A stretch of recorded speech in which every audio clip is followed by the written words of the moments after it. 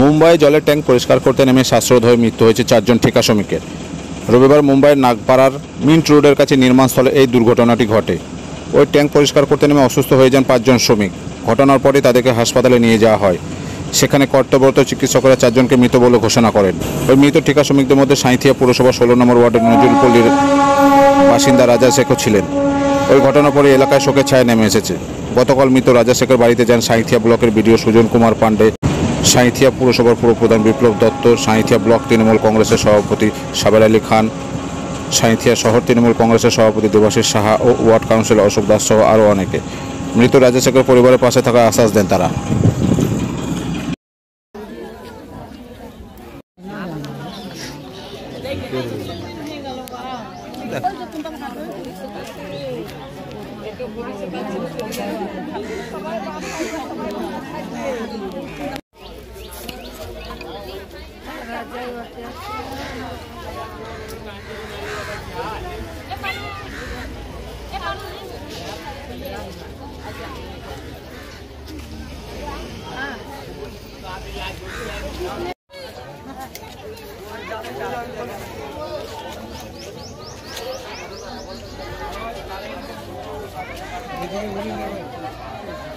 ছেলেটা কিভাবে মারা গেল?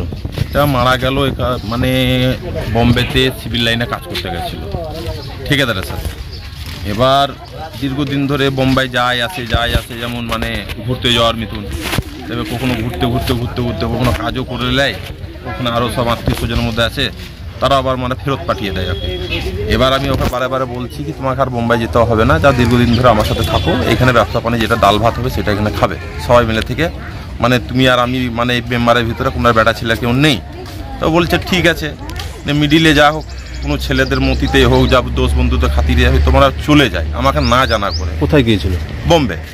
বোম্বে চলে যাওয়ার পরে গত রবিবার দিনে রোজার দিনে আমি নামাজ পড়তে যাচ্ছি, মানে ওই 12টা 40-এ ঢুকছি, আর আমাকে বাড়ি থেকে ফোন আসছে, আমার মেয়ে ফোন করে যে বাবা রাজা মারা গেছে।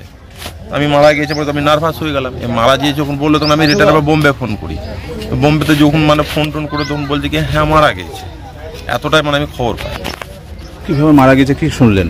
এবার তারপরে শুনতে পাচ্ছি কি আন্ডারগ্রাউন্ডের কাছে একটা 42 তলা বিল্ডিং হচ্ছে, ওই আন্ডারগ্রাউন্ডের একটা মানে জলের টাঙ্কি তৈরি হচ্ছে।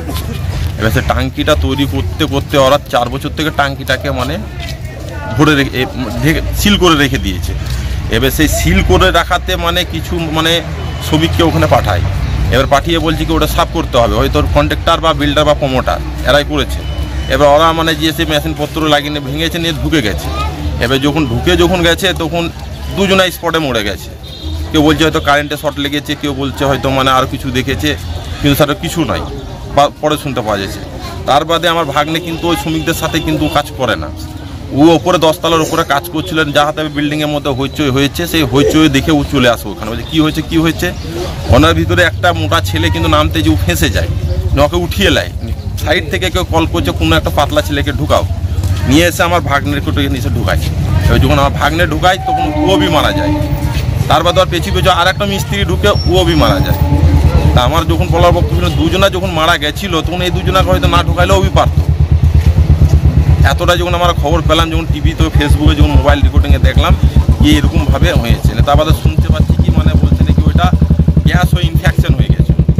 ইনফেকশন হওয়াতে মানে তাহলে মানে ইনফেকশন যদি হয়ে যায় তাহলে অতটা কি মানে পলিউশনে মানে কি ইনফেকশন অতটা মানে অ্যাসিডের থেকে কি মানে গিয়েছে মানে হার্ট ব্লক। তার বাদে যাক ওখানে শুনতে পেলাম কি বিল্ডিংটাকে পুলিশে সিল করে দিয়েছে। তার বাদে এদিন ওখান থেকে বার করে নিয়ে যেয়ে হসপিটালে নিয়ে যায় তার বাদে বিএমসির লোকরা যখন ওখান থেকে আসে, বোম্বে মিউনিসিপ্যালিটির লোকরা, তাদের দিকেও অক্সিজেন দিতে হয়েছে। বলছে ওখানে মানে যাক কোনো একটা ওরা বলেছে এই কোনো একটা ইজার দিয়েছে নিয়ে যাওয়া। তখন আমরা বললাম কি লাস্টে আমরা কী করে পাবো, তখন ওখানকার যারা আন্ডারে কাজ করছিল সে তখন বললো কি তোমাদের কোনো চাপ নেওয়া দরকার নেই। ওখান থেকে আমাকে বললো কি লাস্ট তোমাদের ফ্ল্যাটে আমরা পাঠিয়ে দেবো। এর ফ্ল্যাটে যখন আমরা বলে কটায় পাঠাবে, একবার বললো কি 1টায় পাঠাবো, একবার বলে 6টায় পাঠাবো, নিয়ে কালকে লাস্ট পাঠাচ্ছে 5:45 ওখান থেকে ফ্ল্যাটে বোম্বে থেকে। এবার দমদমে এসেই আর নেমেছে 8:30। এবার ওখান থেকে মানে লাকেজ টাকেজ বার করতে প্রায় 10টা 10:30 বেজে যায়। এবার ওখান থেকে অ্যাম্বুলেন্সে করে লাস্ট আমি এখানে পাই ওই ভোর 4টের দিকে। কার গাফিলতিতে এই ঘটনা ঘটেছে বলে মনে হচ্ছে আপনাদের? গাফুলিতি এখন কাকে বলবো, যা তো আমি এখানে আছি ওরা ওখানে ছিল, এবং ওখানে গাফুলিতি কি করবো? যদি একা যদি মারা যেত তাহলে হয়তো কাউকে বলা যেত যে গাফুলিতির ভিতরে, এখানে একসাথে 4 জনা মারা গেছে ওইখানে। এবার সেটা ওখানকার পুলিশ যাঁচ করছে। কোনো ক্ষতিপূরণ দিয়েছে ওইখানে? এখন সেই মতো কিছু আমাকে বলেনি ক্ষতিপূরণের জন্য, কি দেবো না এসব কিছু আমাকে এখন বলেনি কিছু। রাজা শেখ তাহলে ঠিকা শ্রমিকের কাজ করছিল? হ্যাঁ, রাজা শেখ ঠিকা শ্রমিকের কাজ করছিল। এবার ওখানে ওকে মানা করলে এই কদিনের ভিতরে ওকে ডেকে নিতাম, কি যাতে আমার মেয়ের বিয়ে লেগেছে, কি ওকে নিমন্ত্রণ করতে যাওয়ার লেগে পড়েছিল, এই গত শুক্রবার দিনে রাখতাম, তার এই ঘটনাটা ঘটে যায়। কি চাইছেন এখন আপনারা? এখন আর কি যাবো, যা মানে মায়ের কোল খালি হয়ে গেল, মা এখন যা হোক মাকে আমাকেই দেখতে হবে। আমার বোন তো কিছু না, মাটা একটু ওখানে মেনটেন্যান্স প্রবলেম, মানে এখন পাগল টাইপের মতো হয়ে গেছে, সবসময় পাগল বলেই ওকে এখানে ডাকাতো। এবার 2 মা বেটা ছিল আমার কাছে, তার জন্য পর্যন্ত আমার বাপ নিজস্ব বাপুতির সম্পত্তি মজুদ, যেটা আমাদের 2 ভাইয়ের যেটা মানে হক, সেটা অর্ধেক দিয়ে দিয়েছিলাম।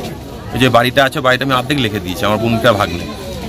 প্রশাসনের কেউ এসেছিল আপনাদের সঙ্গে দেখা করতে? প্রশাসন তার আন্ডারে এসেছিল, আমাদের বিডিও সাহেব এসেছিল, আমাদের ব্লক প্রেসিডেন্ট সাহেব আলী খান এসেছিল, আমাদের আপাদত্ত চেয়ারম্যান এসেছিল, এমএলএ দেবাশিস এসেছিল, আমাদের ওয়ার্ড প্রেসিডেন্ট সাধন মুখার্জি এসেছিল, সাধন দাস এসেছিল, আর আমাদের কাউন্সিলর আমাদের ওনা এসেছিল।